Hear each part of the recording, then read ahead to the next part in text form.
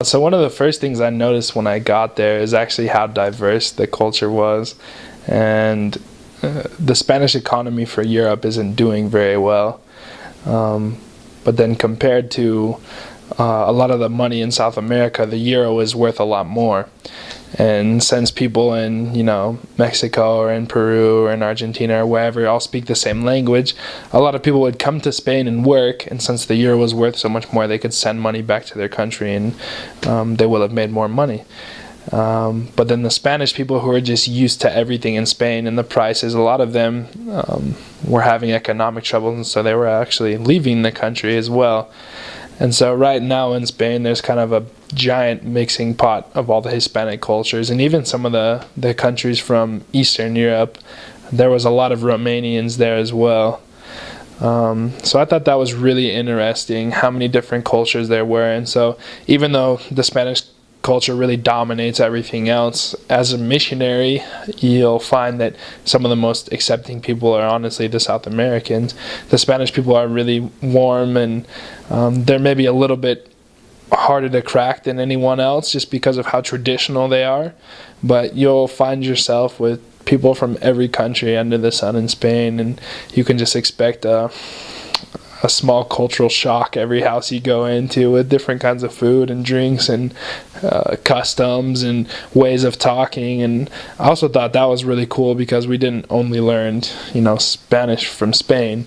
We got a little bit of the slang and different words from a lot of different countries, so I thought that was a really interesting experience. So new missionaries coming in the field, I would really advise them to decide and stay true to their plan with their trainer and all their companions to only speak Spanish when they're out in public. Luckily, I had a trainer who was incredible. He was so helpful, and he told me right off the bat that we were only going to speak Spanish when we were out on the streets proselytizing, and that made all the difference, because once we contacted someone, I had been speaking Spanish, so it was natural just to keep going. And also, Spaniards are very impressed when they see two Americans speaking their language when they don't have to, when they're not talking to them. Lots of Spaniards were really curious. Like, they would ask us, "Oh, I saw you guys speaking in Spanish. Like, you're really good at it. How do you, why do you value our language so much? What's your story? Why are you learning it?" So that would open a lot of doors. But sometimes I would slip and speak English on the streets, and I would notice a distance would be created between me and the people I would talk to on the streets, because I would have to switch all of a sudden, and I would feel more distance from them and from getting to know them and their culture, because I had just been this American speaking English, talking about American things, and then all of a sudden try to incorporate myself into an authentic experience speaking with a Spaniard. It would be difficult to make that switch. So part of Preach My Gospel talks about trying to assimilate and embrace as much of the culture as you can. And I just want to testify to that, of the difference it will make in the mission, if missionaries really strive to do that with their companions, and just try to love the Spaniard people and really appreciate their culture and their language, and you'll make lifelong friends and really have some amazing, sacred, sweet experiences.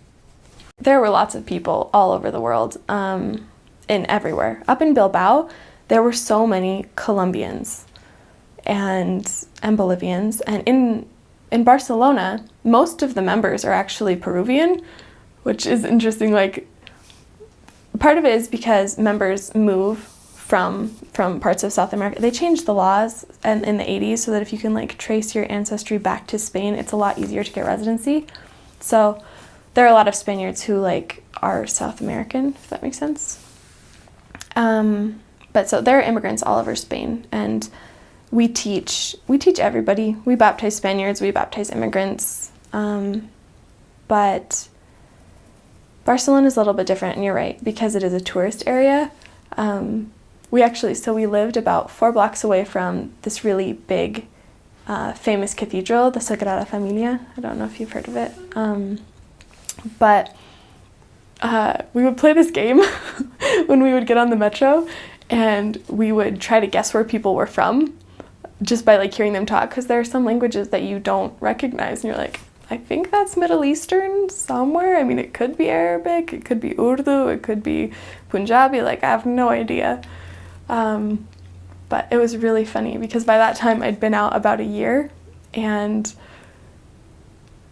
there was this family, and they were from the South in the United States because we talked to them afterwards. But anyways, I'm hearing these people speak, and it's not registering in my head as English because like it's a different accent, and I haven't heard Americans speak, because missionaries, like, they kind of get their own English that they use, like mixing Spanish and English and just like the way that you talk. So anyways, I'm listening to them speak. My companion, she looks at me, she's like, do you know what language that is? And I'm sitting there and I'm listening. And I mean, they're white. And so I'm like, okay, this sounds like kind of familiar. I guessed Russian. They weren't Russian. They're from like Tennessee or something. But yeah, I was not thinking about the fact that we speak in different accents in the United States. But that was one of the most embarrassing moments of my mission. I was just like, I can't even recognize my own language, guys. But yeah, there were so many people. It was great. So I think one thing that shocked me when I first got to Spain is that the Spaniards have very little personal space. I remember you would go and talk to a stranger, and they would grab you by the back of your neck, and they would bring you in so that you're staring nose to nose. And that, for a while, as you would start to talk to someone, they would, creep closer and closer to you. And I remember like just slowly inching back, and being really caught off guard from that personal space. But Spain is all, only the wealthy people have homes that are separate. So everything in Spain is all apartments, everything's built up.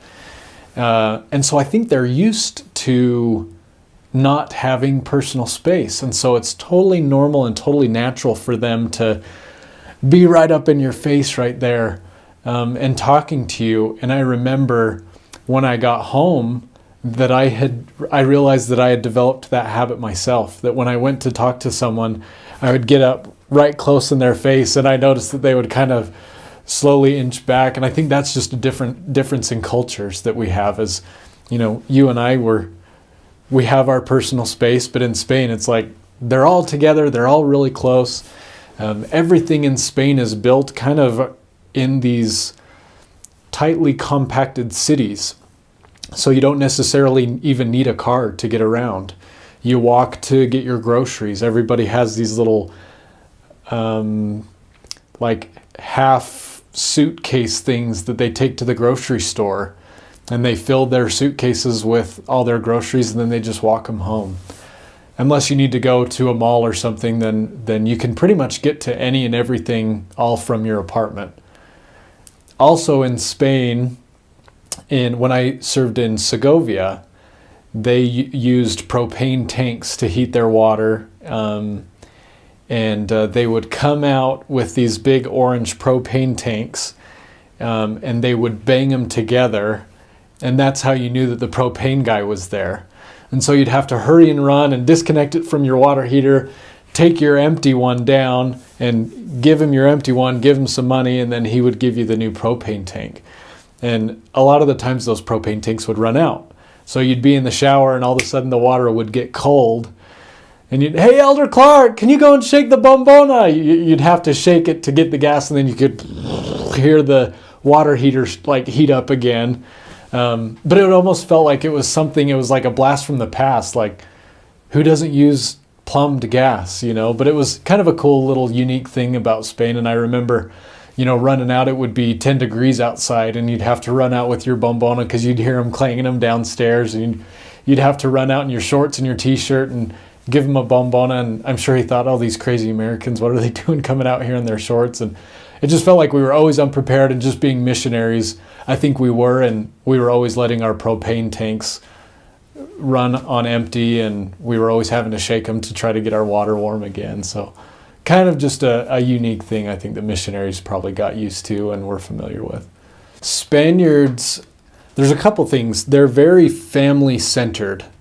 A lot of the times as we would walk around, you see families everywhere. They're all walking, holding hands, and you would think, oh, they would make such great members of the church, because they love their families, and families are so close there.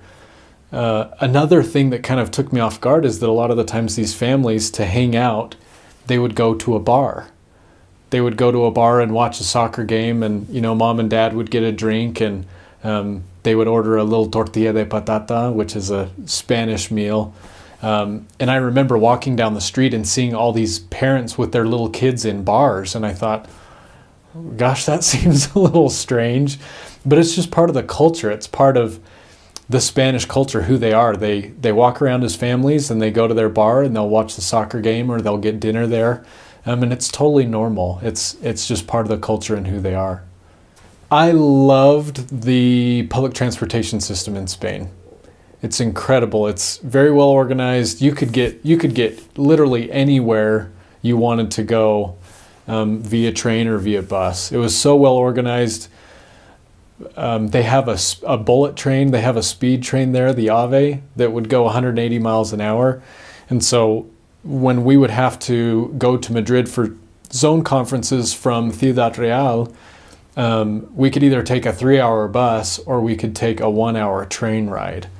And so I feel like the transportation, even though some things they used propane and not everybody had computers and internet in their home, I feel like from a transportation aspect, they were on top of it. Spain is set for transportation. So kind of cool. Spaniards love their olives and their olive oil. There's beautiful olive tree fields everywhere. If you take a train somewhere, you'll see a big, beautiful olive tree field. And I talked to a man one time, and he would say, I don't go to bed without my spoonful of olive oil. And that was like his equivalent of ice cream for me. It's like I eat my ice cream and then I go to bed, but he would eat his olive oil and go to bed. And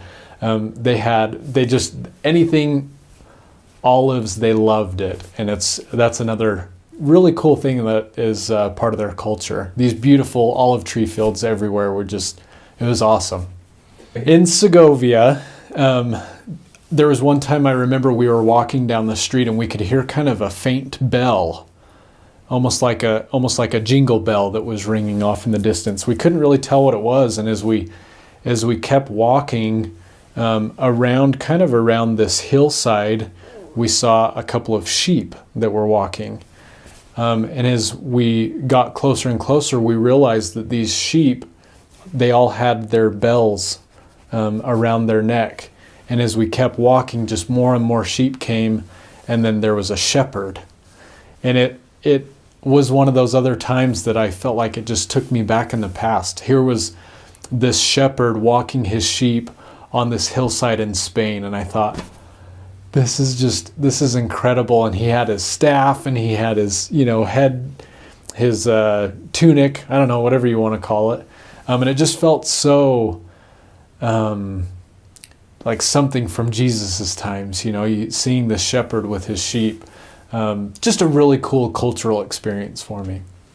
I would say the people in the South, they're just so nice. I mean, there were a lot of times when we asked for directions, and it's actually really funny because you ask a Spaniard for directions, and they'll even like walk you down the street and point and say it's down that way, and I mean they'll get you halfway there almost.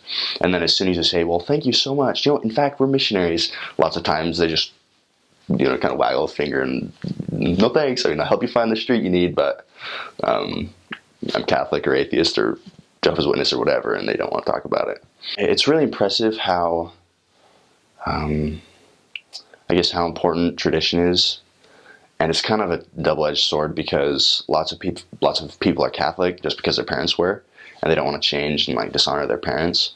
But it's also cool that they believe in their tradition and they love what their family does so much that they'll, I mean, it's not cool that they won't accept the Book of Mormon because of a tradition, but it's impressive that they value their tradition and their family that much.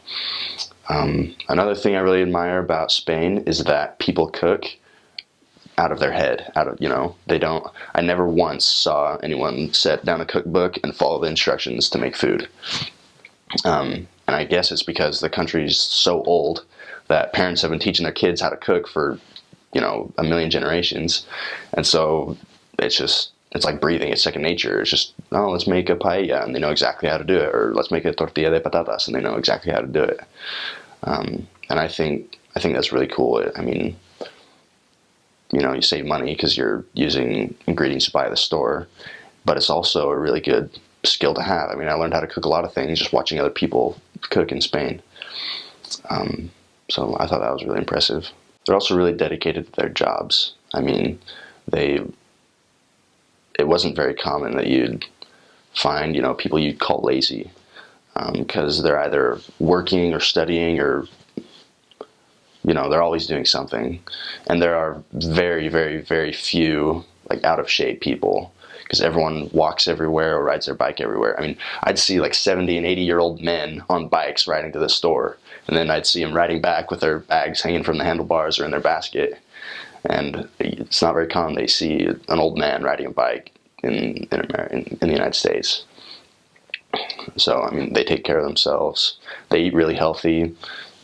We'd go over to people's house and they'd ask us if we want dessert. We're like, yes, we'd love some dessert. And then they'd bring out like a banana or an apple or something.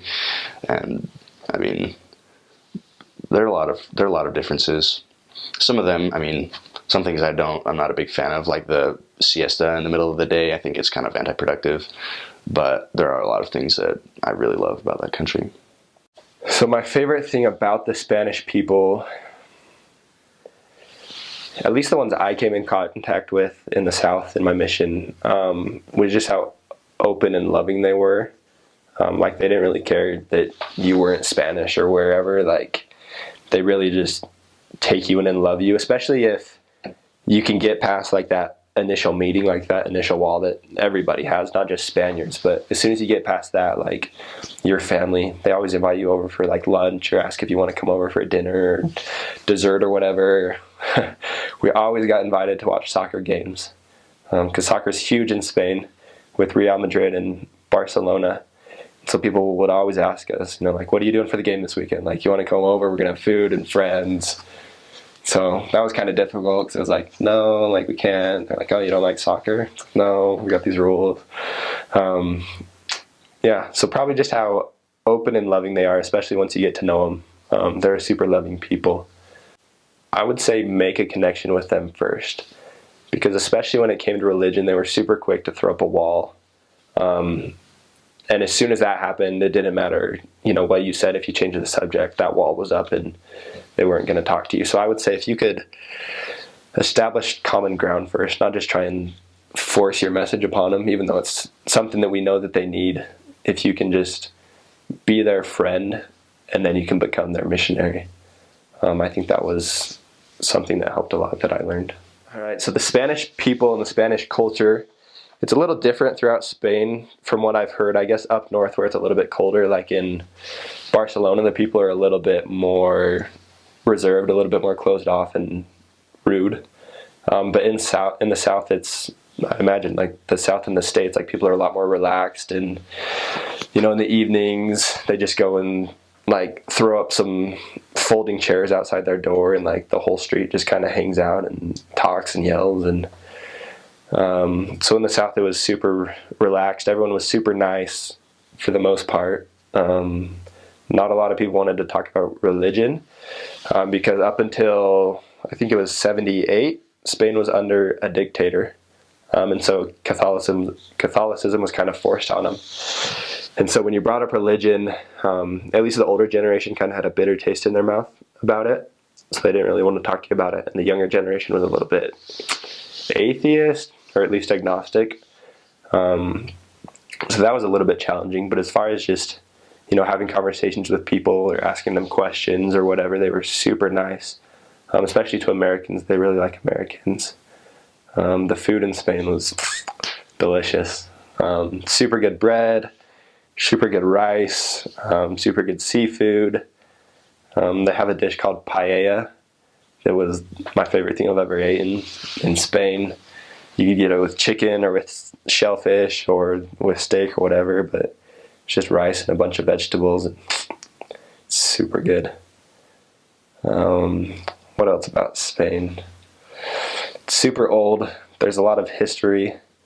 It's been inhabited and run for a long time by Muslims and for a long time by Jews, and now it's technically by Christians, with the Catholic kings like Ferdinand and Isabella when they sent out Columbus.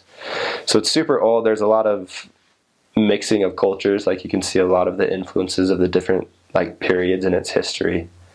So that was one of my favorite things. Like besides sharing the gospel, just learning more about the country and just everything that's happened over the last 2,000 years in there. I think it was Paul that went to Spain, that he says he's going to Spain. So not a lot of countries get a shout out in the Bible, but Spain did. As Americans, we tend to be like, oh, it's Spanish, so it's Spanish culture. But if you say Spanish culture, you're only referring to Spain. Like Spain is like the Spanish people are from Spain. It's Spanish culture, and it's basically it's European. And then if you're referring to like Hispanic culture, you're referring to basically everything that lies in the Americas and goes all the way down. and one fact that somebody brought up to me once was I think it was my brother-in-law when he was saying he's serving in Chile, and he was saying like if you say you're from North America, they get upset because they're like, what do you mean North America? Like this is all the Americas. Like they don't see it as South America, Central America, North America. Like people from Central America and South America see it as that we live in the Americas. So I always thought that was interesting. But yeah, when referring to Spanish culture, you're only talking about Spain. And Spain is really, when you look at it, it's really small. Like, Spain can fit inside the United States, things like that. But yeah, Spanish culture is Spain. Over in Spain, they have what's called Mediodía, which is where kind of the city just shuts down and everyone goes home and takes a nap and has their lunch. And so they kind of wake up later, work, have their mediodía, and then they go back to work until a little bit later. And so our mission is a little bit different. Instead of waking up at 6:30, we don't wake up until 7:30, and then we have our exercise and our studies, and then we go out and work until that mediodía, and then we come home and have our lunch and then study our language. Because literally during that time from about 1 o'clock to 4 or 5 o'clock, no one wants anything. All their stores are shut down. If you go and knock doors, they get upset with you that you're waking them up from their nap that they're taking. And so that was something that was different. You as a missionary don't get to take the mediodía nap. You just get to eat your lunch and study your language and then head back out to work. But that was an interesting, just very different from home and what we're used to here. The people, they're just a very go-to people. They're always, like I said, outside, moving, doing things. Family is very small with the Spanish people. They are interested in schooling and careers and then starting families. So you'll see parents with only 1 to 2 kids. I would say a family with 3 kids is like a large family for a Spanish family. But the other countries have, the other people from other countries from South America, they have pretty big families. So other than that, with the Spanish people, with the culture there, it's just an upbeat, moving culture. So get used to moving around, walking a lot, and talking to people all the time. Well, the people there are very nice. until they find out that you're a missionary. And then they kind of, oh, okay, I have to go then. But if they don't know, they'll willingly help you with something, or if you need something, they'll do it, and then you'll take the chance to be like, oh, hey, we're missionaries. And they're like, oh, I gotta go. And you're like, oh, okay then. But they're loving. The old people are the funniest. The old Spanish people have stories on stories on stories that you could contact them in the street and they'll have you there for an hour telling you their stories of their life. So it's good to talk to them. Sometimes you want to avoid them. The culture in Spain, in both Madrid and the Canary Islands, I guess in all of Spain, is that they very much value free time, and they very highly value their families. So the idea of an extended family being there for financial and emotional support is really important. And because families are so close knit, sometimes it's they don't have a whole lot of friends, like acquaintances. They have their family, and then they have a few really, really close friends. But once you gain a Spaniard's trust, and I noticed, and you really show to them that you care about them and that you're interested in their way of life, then you're friends for life, and they've always got your back, and they're always, like, they never forget about you, and they're there for whatever you need, which is pretty cool. Like, even being home a few years, I still know, sometimes we still chat on Facebook, and like, they consider me almost their son, because we formed such a, friendship has such an emotional bond there to Spaniards. And they're really passionate people. They're passionate about their families. They're passionate about their free time, like I said, and then they're passionate about football, which is soccer.